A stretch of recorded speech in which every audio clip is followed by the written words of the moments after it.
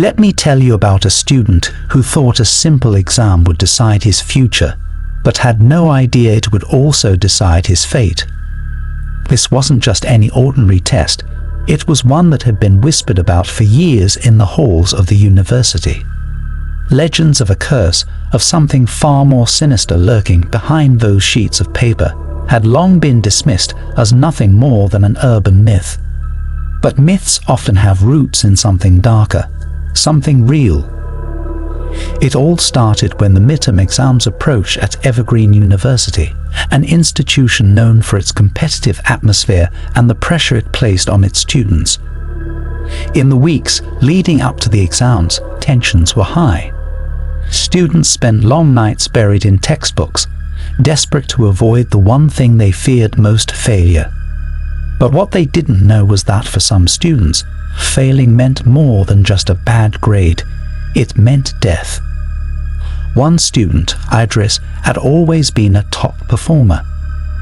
He was determined to ace every test, pushing himself to the limit.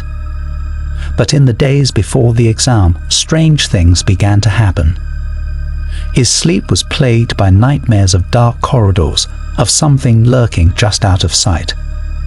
He heard whispers echoing in the library, though he was the only one there. At first, he brushed it off as stress, but the feeling of being watched grew stronger with each passing day. The day of the exam arrived.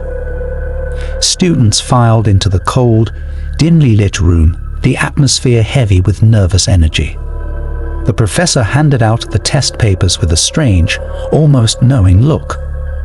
As Idris sat down and flipped through the questions, he felt an odd chill pass through him. The room seemed darker than it had been just moments before.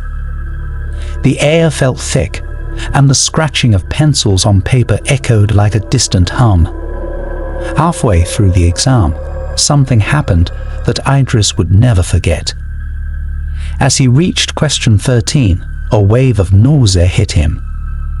His vision blurred, and for a moment he thought he was going to pass out. When he blinked, the question on the paper had changed. It wasn't what had been printed earlier. The letters twisted and formed a sentence that made his blood run cold. One wrong answer, and you're mine. Idris stared at the paper, frozen. His hand trembled as he looked around the room, but no one else seemed to notice anything strange. The professor's eyes were locked on him though, and for the first time, Idris noticed that the professor's shadow on the wall didn't match his movements. It slithered, shifting independently, watching him from across the room. A sense of dread crept over Idris. He had heard the stories about a curse that claimed students who failed this particular exam. Supposedly years ago, a student had committed suicide after failing, leaving behind a vengeful spirit trapped within the very test paper. And now, it seemed that this curse was very real. Idris tried to focus, but the questions on the paper became more distorted, the words writhing on the page like worms. His breathing quickened, and every sound in the room grew louder. The ticking of the clock, the rustling of papers, the footsteps in the hallway. It all mixed into a cacophony of terror. Suddenly, the lights flickered. Idris looked up and saw the shadow, the same one that had been creeping behind the professor, crawling along the walls. It wasn't just a shadow anymore, it was a figure. Dark, shapeless, with glowing red eyes that locked onto him. It was waiting, lurking, ready to collect. Frantic, Idris scribbled down an answer, unsure if it was correct. The moment his pencil touched the paper, the shadow seemed to grow larger, its presence suffocating. The temperature in the room dropped, and the whispers he'd heard in his nightmares filled his ears. They were calling his name, beckoning him to give in, to surrender to the darkness. Desperate, he shot out of his seat, drawing the attention of the other students. The professor didn't react, simply watching him with that eerie, knowing smile. Idris ran out of the exam room, his heart racing, but no matter how fast he moved, the shadow followed. It seemed to stretch endlessly down the hallway, its whispers growing louder, more insistent. He burst through the doors and into the sunlight, but the sense of dread didn't leave. Vadris knew he had to find a way to break the curse, to undo whatever he had unleashed. He raced to the library, searching through ancient texts and forgotten books, looking for any mention of the curse. After hours of searching, he found it, an old leather-bound book that hadn't been touched in years. Inside, it described a ritual that could break the bond between the cursed exam and its victims. But there was one catch: he had to finish the exam. If he left it incomplete, the curse would claim him, just as it had claimed others before him. Idris had no choice. He returned to the exam room, his legs shaking with fear. The shadow was still there, waiting for him in the corners of the room. With trembling hands, he sat down and picked up his pencil. Every question felt like a battle for his life. The shadow loomed closer with each answer, whispering threats of what awaited him if he got just one wrong. Finally, he reached the last question. His heart pounded in his chest as he wrote down the answer, praying it was correct. As soon as his pencil lifted from the paper, the room fell silent. The whispers stopped. The shadow, now hovering right beside him, paused. Idris held his breath. For a moment, nothing happened. Then, with a low guttural hiss, the shadow retreated, fading into the walls. The curse had been broken, at least for now. Idris staggered out of the room, his body drenched in cold sweat. The other students watched him leave, unaware of the horrors he had just faced. But he knew one thing for sure: he would never look at an exam the same way again. As Idris walked away, he couldn't shake the feeling that the curse wasn't gone for good. That somewhere in the dark corners of the university, it was still waiting for its next victim to make one wrong move, one wrong answer.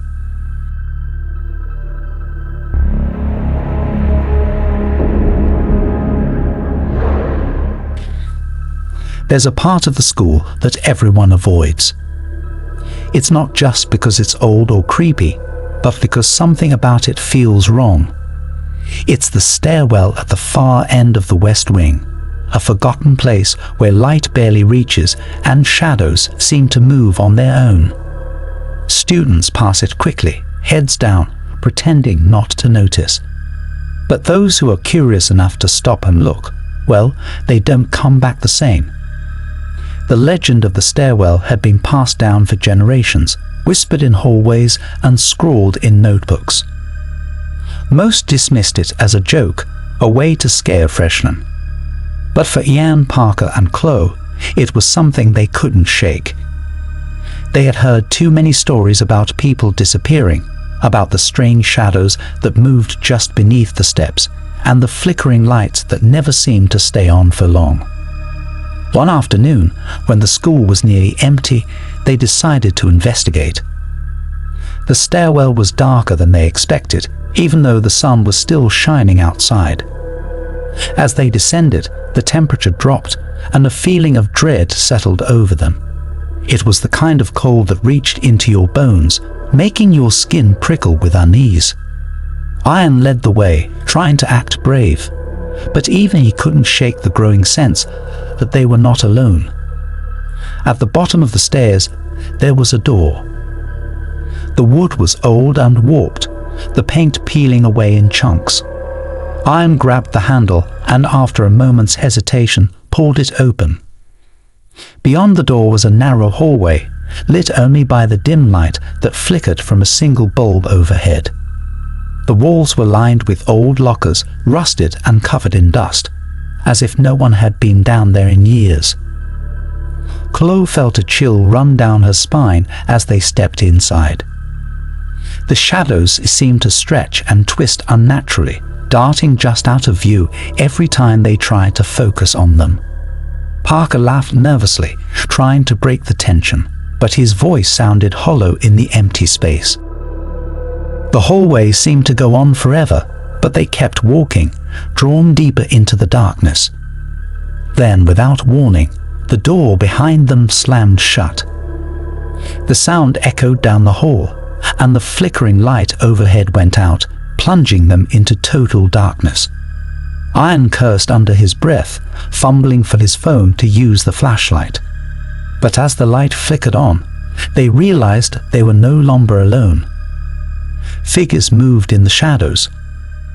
Dark, twisted shapes that flickered in and out of existence, their movements slow and deliberate. Chloe gasped, grabbing Ian's arm as one of the figures moved closer. Its form was barely human, a mass of shadow and smoke, with hollow, empty eyes that seemed to peer right through them. Parker backed away, his heart pounding in his chest. "We need to get out of here," he whispered, his voice barely audible. But the hallway had changed. The door they had come through was gone, replaced by a solid wall of brick. Panic set in. The shadows were closing in, their whispering voices filling the air. It was a language they couldn't understand, but the intent was clear. They wanted something. Ian stepped forward, trying to confront the figures. "What do you want from us?" he demanded, his voice shaking despite his attempts to sound brave.